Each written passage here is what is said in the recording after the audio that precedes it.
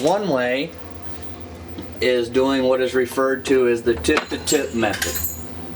So you take a small cutter and put it in your 4-jaw chuck of your rotary table, and you bring the tool and your spindle to where it looks like they touch.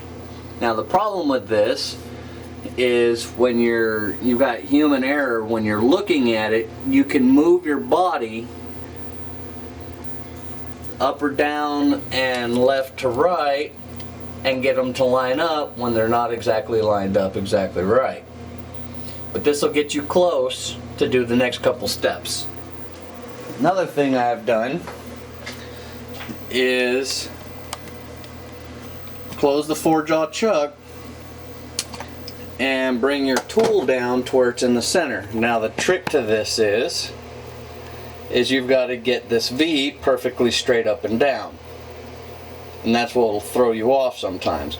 And if you take the tip of your tool and put it real close to this hole in the center, that'll also get you close. So what I've done here is I've used this as a reference for the next couple of steps. Came in here and I zeroed my Z and my Y because that's all I'm really worried about. Then we're going to move our tool up and out of the way.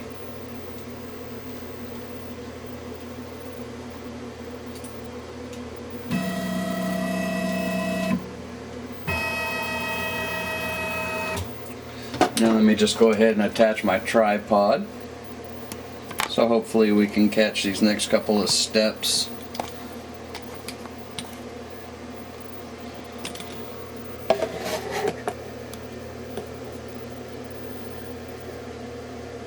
So now what I'm going to do, I'm going to go ahead and open my 4-jaw chuck.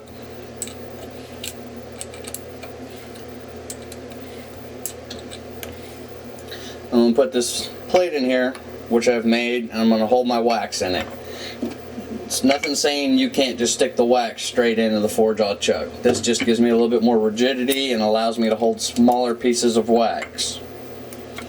Now when you're doing this, always want to be careful because there's a really sharp tool right above your hand. Now I'm going to just feel to get it kind of close to the center by lining up these two edges. And there I go, I've got a pretty solid platform. Now what a lot of people don't do, or another thing I hear a lot of, is they will throw a bubble level on there, which is what I do, to get the A-axis pretty flat, which we really don't. We want it flat, but it can be off a few degrees as long as you have enough material or wax in here to cover the part.